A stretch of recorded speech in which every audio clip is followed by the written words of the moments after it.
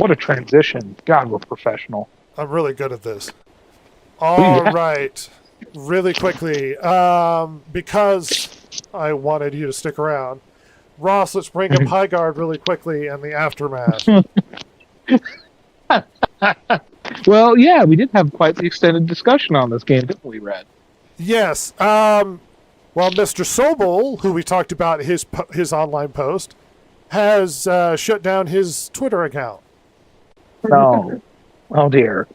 Apparently he got very harassed. I'm going to be honest, we were very kind to him and very magnanimous. I thought so. Heavily disagreed. Now, I don't think we directly had any influence because we don't have any influence on the internet. I influence people, Red, for good. But yeah, he was getting eaten alive in the comments.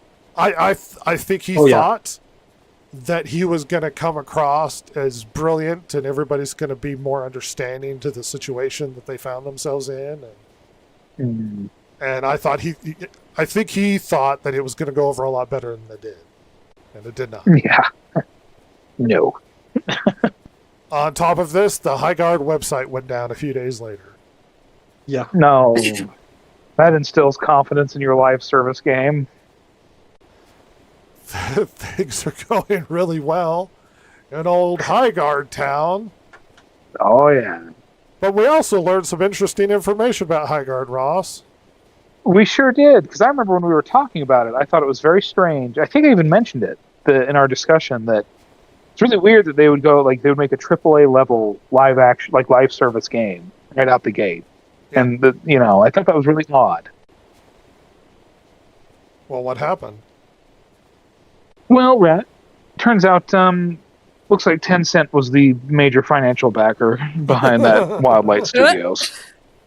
So that's right, the giant billion-dollar Chinese gaming conglomerate Tencent, who is now in the process of eating Ubisoft like Kronos is eating his children. Yes. I also learned some interesting information that Highguard didn't have an open beta. Of course, that makes sense.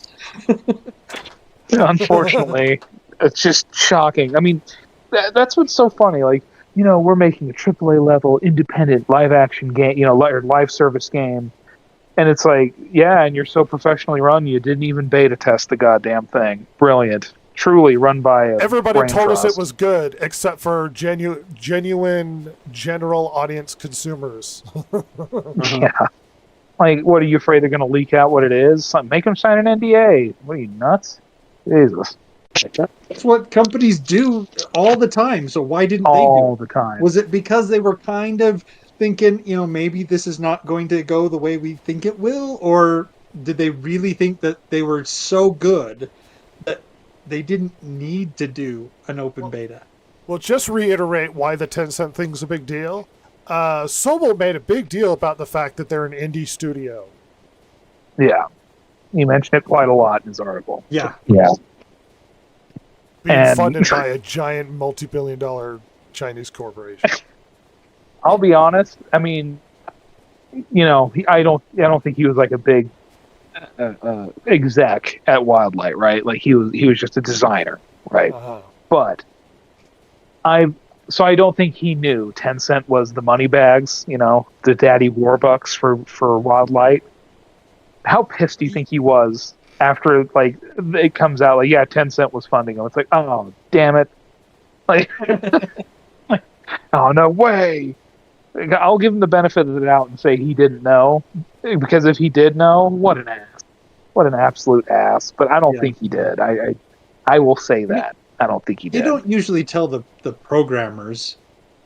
No, or like art leads or anything like that. They don't do that. Which is fine. Like, I don't think he knew. But man, I would be so pissed off. Like, really? I put all this effort into sweeping Forest as an independent studio, and turns out like the great evil of gaming is funding us. That's like a Christian denomination finally figuring out that actually they were founded by Satan. Yeah, all right. Like, oops. Really quick bit of information. Apparently, Ubisoft has 2 Far Cry games in development. And this has been the longest we've been without a Far Cry, which is 5 years, I believe, since Far Cry 6. Or maybe 4 by the end of this year. I think 6 was 22, wasn't it? I think. I don't know. I mean, that could be a good Far Cry thing. 6. Since Ubisoft launched Far Cry 2, let's see, Far Cry 6, it's been 5 years since Far Cry 6 in the fall. So by this fall, it'll be 5. Holy cow. Yeah. But 2 at the same time, that seems weird. Does that seem weird? I mean, look. It does. If this was Ubisoft of 5-6 years ago, I mean, there's about 1 billion branches of them. I know those branches have been trimmed quite vigorously as of late, so it seems like a lot to take on. It does. Yeah. Look forward it also seems to... Go ahead. I was going to say, it also seems that this could dilute the sales a bit, especially if they're all coming out at the same time. I mean, I wouldn't think so, but it is weird that you would, it would... I mean, was that a leak or an announcement that they have 2 in development? Because if it's an announcement, what a strange one. I mean, maybe it's an announcement. Oh, that's weird. It could be good, could be bad. On the one hand, if they've got 2 in development, it could be that one is going to be coming out sooner and it's further along, and the other one is for down the road a bit. But they're 2-3 years down the road. Right now. Yeah. But if they're trying to bring them to market both at the same time, that seems like a weird move there. Well, and Ubisoft apparently is going through cuts, which has sparked mass strikes at Ubisoft. Yeah, shocking. Well, when the French striking, weird. When the union comes out and demands that the CEO resign, yeah, good sign. And before I let Ross go, one of my favorite more bits of news, which I think is really funny. So, the WGA is anticipating strike soon, and in response, the WGA staff has gone on strike. So the people who work for the Writers Guild of America are striking against the union, the Writers Guild of America. Oh my God. That's right. Strike-Ception, baby. Oh, that's beautiful. The union working for the union is striking against the union. Which, I mean, when you think about it, like, optics-wise, looks really bad, right? Because, I mean, this is supposed to be a workers' union, and, you know, we're fighting for the betterment of our... And it's like, yeah, but you treat your employees like shit. What are you talking about? That's really... They're so mad they're striking. The Pacific Northwest Staff Union is striking against the Writers Guild Staff Union.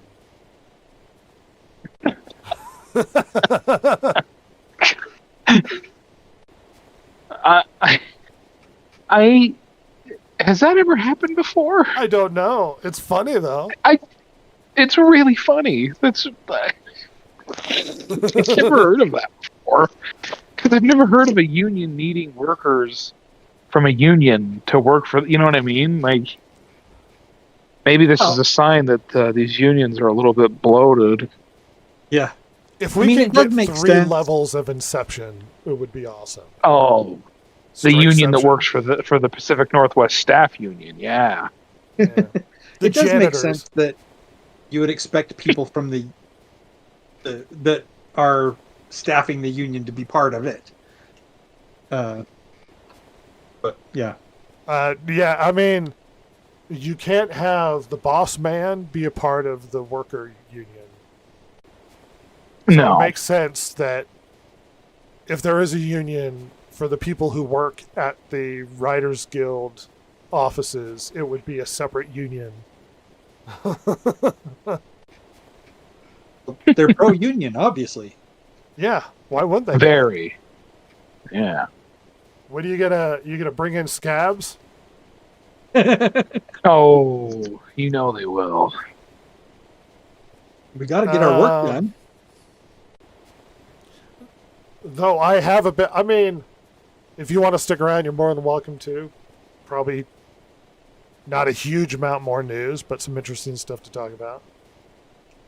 I can stick around. I mean, news dump usually goes. It doesn't go super long anyway, so I'll push it forward. Sony Pictures is offering targeted buyouts instead of mass layoffs. Wow. Oh. Yeah, things that seem to be going poorly at Sony Pictures. Yeah. Despite it's funny. Recent K-pop Hunters success. Go ahead. Well, I was just thinking, like, it always seems like, I mean, because I know Sony was having problems before this, but it really seems like the Ghostbusters 2016 was kind of the marked turning point for Sony Pictures, wasn't it? Yeah. Well, everybody forgets, but around that time period, we also had the North Korean hack. Yes. Releasing a lot and the of faltering Amazing Spider-Man movies. Yeah. Specifically because of the criticism of Kim Jong-un.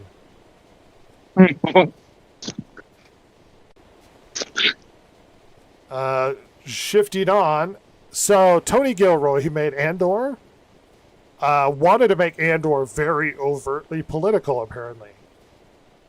And he wanted it to be a political parallel. And Disney apparently wouldn't let him say the word fascism in Andor, especially when that Italian ideology doesn't exist in Star Wars. I was going to say that would be so ridiculous. Like, you could maybe use the word totalitarian or tyrant or something. Like, you can't use. I mean, that's so silly. Well, and you hear stuff from like the clothing designer, and she's like, "We designed Mon Mothma's outfits looking at AOC, as well as." Oh God! And I'm like, "What are you talking about?" Ugh. Despite so this, Andor's good, but the problem is when you get overtly political, it starts to cast an pall over everything. Yep. Mm-hmm. Believe it or not, Donald Trump doesn't shoot lightning out of his fingers. Oh. Nor has he been sending people to chambers in mysterious places in Poland that I will not refer to more. Yes. So doing things like this tend to come across as heavily hyperbolic.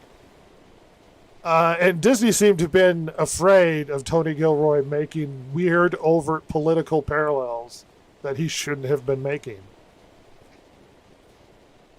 Yeah. And this is coming from the fact that in recent days, we've actually had a lot of actors actively shying away from overt political commentary.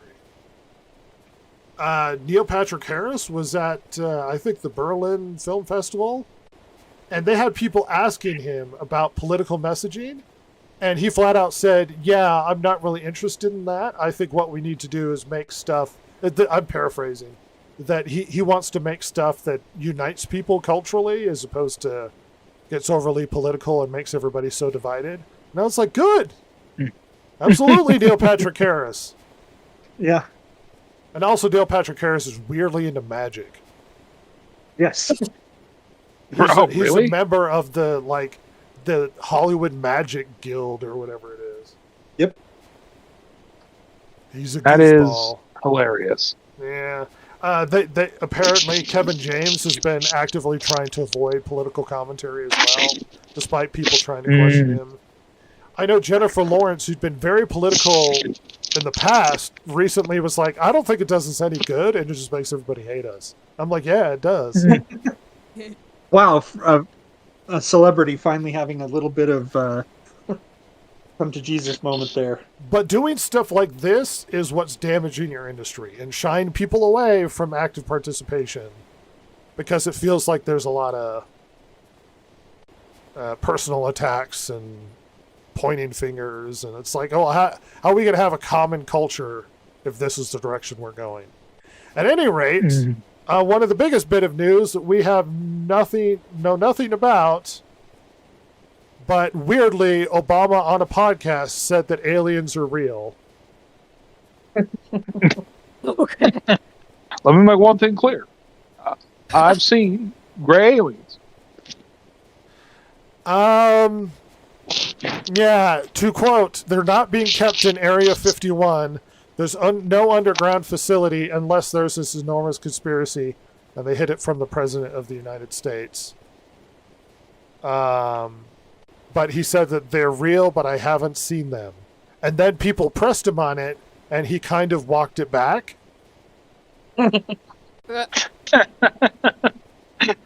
I meant illegal aliens. That's what I meant. Here's where it clarifies. I was trying to stick with the spirit of the speed round. Gosh, stupid USA Today website sucks balls. Let's see. I was trying to stick to the spirit of the speed round, but since it's gotten attention, let me clarify.